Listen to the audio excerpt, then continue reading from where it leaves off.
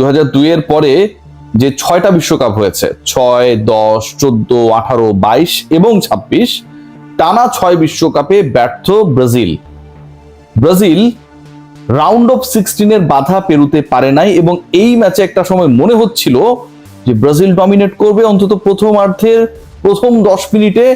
সেরকমটা মনে না হওয়ার কোনো কারণ ছিল না। নরওয়ের যে ইতিহাস, যে ব্রাজিল সব সময় তাদের কাছে পরাজিত হয়েছে অথবা ম্যাচ ড্র হয়েছে, কখনো ব্রাজিল তাদের হারাতে পারে নাই, সবশেষ দেখা হয়েছে যেই দুই দলের এখন থেকে 20 বছর আগে, সেই ইতিহাসে আসলে খুব বেশি গা ভাসানোর কোনো কারণ ছিল না। ব্রাজিল এই ম্যাচে ফেভারিট হিসেবে নেমেছিল, কিন্তু ব্রাজিল বেসিক্যালি 3টা জায়গায় 3টা কারণে 3টা পয়েন্টে হেরেছে। পয়েন্ট নাম্বার 1, খেয়াল করে দেখবেন যে পেনাল্টি মিস। ব্রাজিল পেনাল্টি যখন পেল এবং ওই ফাউলের পরে রেফারি যখন ভিআর এর সহযোগিতায় টিভি স্ক্রিনে গিয়ে মনিটরে গিয়ে দেখে কনফার্ম হলেন যে this is going to be a penalty in favour of Brazil, ওই পেনাল্টি নেয়ার জন্য শুরুতে কিন্তু ভিনি এগিয়ে গেলেন, বল নিলেন, এবং পরবর্তী সময় কি যেন একটা মনে হলো তিনি সেই বলটায় শুট করলেন না বা পেনাল্টিটা নিজে মারলেন না। একটা দল যখন হাইড্রেশন ব্রেকের মানে ফার্স্ট হাফের হাইড্রেশন ব্রেকের আগে একটা পেনাল্টি পায়, এবং সেই পেনাল্টি যখন সেই দলের সোফার বেস্ট প্লেয়ার নিলেন না এবং সেটা কুনিয়াকেও দিলেন না, সেই জায়গাটায় ব্রাজিল আমার কাছে মনে হয় যে প্রথম ভুলটা করেছে। এই ডিসিশনটা আসলে মাঠ থেকে মেক হয়েছে নাকি কার্লো আনচেলত্তি পাশ থেকে কোনোভাবে সেই বার্তাটা পাঠিয়েছেন, এটা একটা ডিবেটেবল ইস্যু। এটা নিয়ে এখন পর্যন্ত সমাধান আমরা জানি না যে আসলে এই ডিসিশনটা কোথা থেকে এসেছে। কিন্তু ওই যে পেনাল্টিটা নিল না, ভিনি জুনিয়র পেনাল্টি নিলে আমি ড্যাম শিওর যে গোলটা হতো এবং স্কোর লাইনটা শেষে গিয়ে কিন্তু 2-2 হয়ে যেত। 2-1 শেষ পর্যন্ত ব্রাজিল হেরেছে, সেই সুযোগটা ব্রাজিল মিস করেছে। পয়েন্ট নাম্বার 2, এটা কোনো অংশেই প্রথম পয়েন্টের থেকে অগুরুত্বপূর্ণ না, বা পয়েন্ট নাম্বার 2 কে যদি আমি পয়েন্ট নাম্বার 1ও বলি, এটাতে কোনো ভুল নেই। আজকের ম্যাচে ব্রাজিলের আক্রমণের ধারটা বেড়েছে কখন? আক্রমণের ধার বেড়েছে যখন নেইমারকে 68 মিনিটে নামানো হলো। নেইমারকে কখন নামানো হয়েছে? 68 মিনিটে, 68 মিনিটে।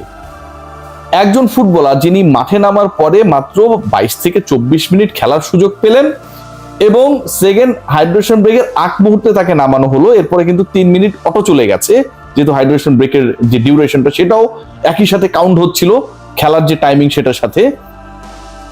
সেই নেইমারকে আপনি বলছেন যে he is fit to play the full 90 minutes, তাকে কেন আপনি 22 মিনিট 25 মিনিট খেলানোর জন্য মাঠে নামাবেন?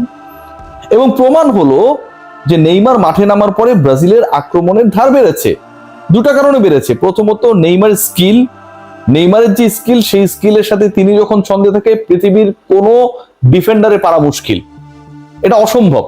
নাম্বার 2, যখন সেই ফুটবলার নেইমার যখন মাঠে নামলো, ঠিক তখন প্রতিপক্ষ নরওয়ের অন্তত 2জন ডিফেন্ডার তাকে গার্ড করার জন্য বা তাকে কাভার করার জন্য ব্যস্ত হয়ে গেলেন। সো এই যে স্পেসটা ক্রিয়েট হলো, সেখান থেকে কিন্তু ব্রাজিলের আক্রমণের ধার বাড়লো।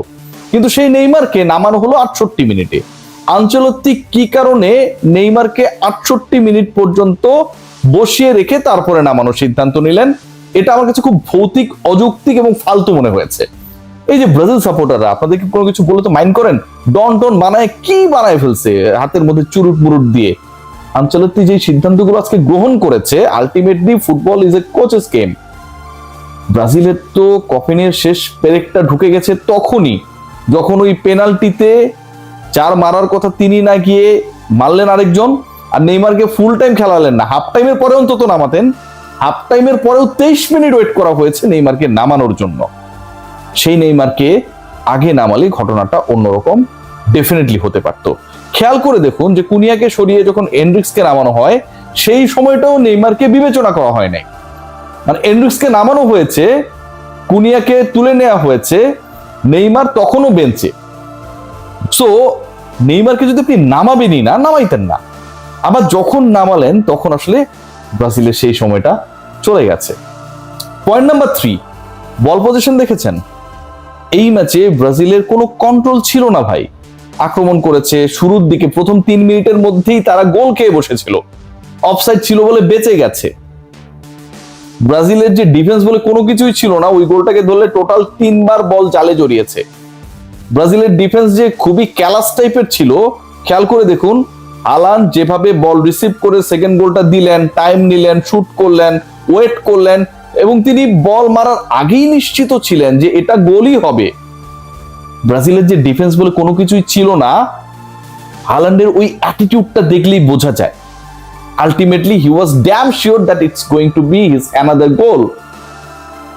ভাবা যায় total position 66% Norway, 34% Brazil, 34 versus 66। ব্রাজিলের যে পজিশন ছিল তার থেকে নরওয়ে কন্ট্রোল ছিল বলের উপরে ডাবল। 66% বলের দখল নরওয়ের কাছে থাকবে। এই ম্যাচ শুরুর আগে এই ব্রাজিলকে যারা লাস্ট ম্যাচে জাপানের এগেইনস্টে দেখেছেন, গুছিয়ে ওঠা ব্রাজিলকে, সেই তারা কি এটা চিন্তাও করতে পেরেছেন, কল্পনা করতে পেরেছেন? কোনোভাবেই চিন্তার মধ্যে এটা ছিল না। এর বাইরে টুকটাক কিছু পয়েন্টস রয়েছে, যেই ব্যাপারগুলো আসলে ব্রাজিল, আমার কাছে মনে হয় যে আসলে এরকম একটা নকআউট ম্যাচ খেলছে, বাঁচা মরার ম্যাচ খেলছে, সেই জিনিসটা তাদের মাথার মধ্যে ছিল না। যখন পেনাল্টি থেকে নেইমার মানে সেকেন্ড পেনাল্টি ব্রাজিল পেল, মানে কতটা they were lucky to come back in this match that they got 2 penalties. 2টা পেনাল্টি পাওয়া অবিশ্বাস্য রীতিমতো। দ্বিতীয় পেনাল্টি ব্রাজিল যখন পেল, সেই পেনাল্টি থেকে ডেফিনেটলি নেইমার দারুণ একটা গোল করলেন, এবং গোলকিপার প্রথমবারের মতো নিল্যান্ড ডিফিটেড হলেন। পুরো ম্যাচ জুড়ে তিনি যেভাবে খেলেছেন জাস্ট আনবিলিভেবল। ওই মিলগে একটা মুভি ছিল ঋত্বিক রোশনের, জাদুর পাওয়ারে।